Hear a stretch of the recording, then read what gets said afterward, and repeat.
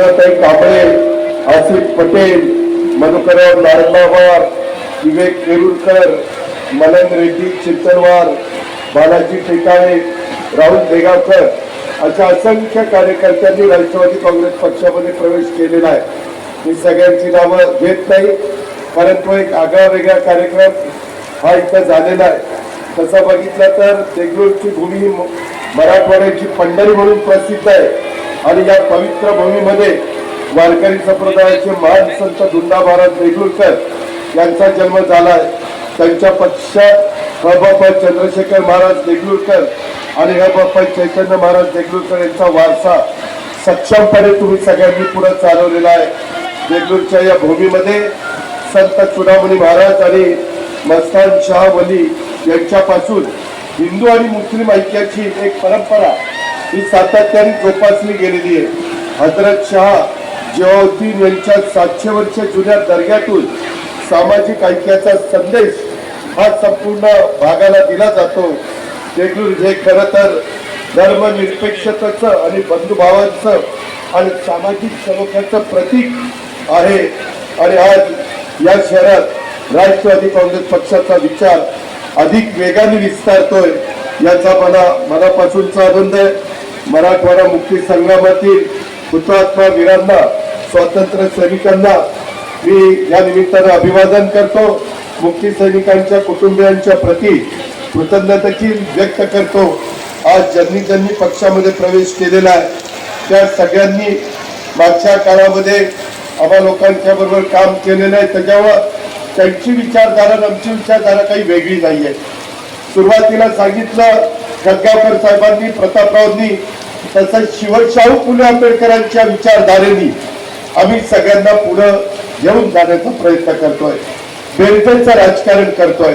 आपल्याला सगळ्यांना धर्मनिरपेक्ष आणि सगळे धर्म असतील, पंथ असतील, प्रांत असतील, त्याच्यामध्ये जातीय सलोखा ठेवायचा. एकमेकाचा दुस्वास करून समाज पुढे जाऊ शकत नाही. एकमेकाच्या बद्दल गैरसमज निर्माण करून त्याच्यामध्ये विकास होऊ शकत नाही. जातीय सलोखा ठेवणं हे तुमचं माझं प्रत्येकाचं कर्तव्य आहे. आणि देगलूरकरांनी नेहमीच त्या गोष्टीला प्राधान्य दिलेलं आहे. हे कोणी नाकारू शकत नाही. उद्याच्या काळामध्ये जिल्हा परिषद, तालुका पंचायत, नगरपालिका, महानगरपालिकेच्या निवडणुका लागणार आहेत. आत्ताच दिवाळी झालेली आहे. आता नवीन वर्ष सुरू होत आहे. ते नवीन वर्ष तुम्हाला सगळ्यांना सुखाचं, समृद्धीचं, आनंदाचं जावं अशी शुभेच्छा देतो. परंतु त्याचबरोबर या पावसामुळं अतोनात महाराष्ट्रातल्या माझ्या बळीराजाचं जे नुकसान झालेलं आहे ते नुकसानाची मदत म्हणून आम्ही 32,000 कोटीचा पॅकेज जाहीर केलेलं आहे. आणि ते पैसे प्रत्येकाच्या डीबीटीला अकाउंटला कसे जातील त्याबद्दलचा प्रयत्न केला. आज अनेक माझ्या सहकाऱ्यांनी, मान्यवरांनी मला वेगवेगळ्या प्रकारची निवेदन दिली. काही मंत्रालयातली आहेत, काही त्या ठिकाणी वेगवेगळ्या प्रकल्पाची आहेत, काही त्याच्यामध्ये आमच्या मार्केट कमिटीची आहेत. अशी वेगवेगळी निवेदन आहेत. मी जरूर उद्याच्या रात्री मुंबईला जाणार आहे. त्याच्यामध्ये सोमवार, मंगळवारी त्या निवेदनाच्या बाबतीमध्ये ज्यांना काही सूचना द्यायच्या, जे काही काम करायचंय ते काम करण्याच्या करता मी आणि माझे सगळे सहकारी तुमच्या करता मदत करतील याबद्दलची ग्वाही मी आपल्या सर्व सहकाऱ्यांना या निमित्तानं देतो. कुठल्याही क्षणी निवडणुकीची आचारसंहिता लागेल. आता नव्या जुन्यांचा वाद न घालता आपण सगळ्यांनी खेळीमेळीच्या वातावरणामध्ये त्या देगलूरचं वातावरण कसं चांगलं राहील त्याच्यामध्ये अनेक नांदेड जिल्ह्यातल्या दिग्गजांनी पक्ष प्रवेश केलेला आहे. राष्ट्रवादी काँग्रेस पक्षाची ताकद ही वाढतीये.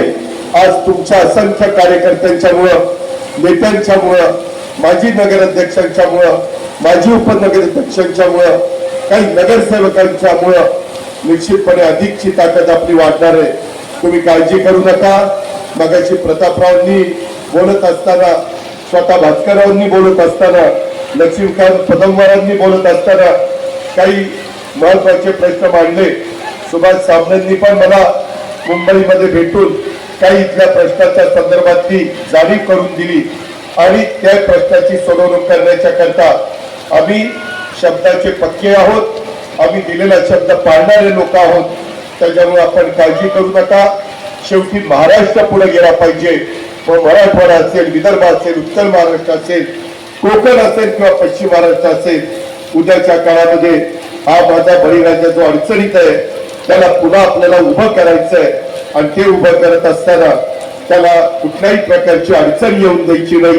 वेगवेगळ्या प्रकारच्या जे प्रसंग येतील त्या प्रसंगामध्ये माझ्या बळीराजांनी एकटं समजू नये. महायुतीचं सरकार त्याच्या पाठीशी आहे. आम्ही सगळे तुमच्या पाठीशी आहोत. आम्ही पण शेतकरी आहोत. शेतकरी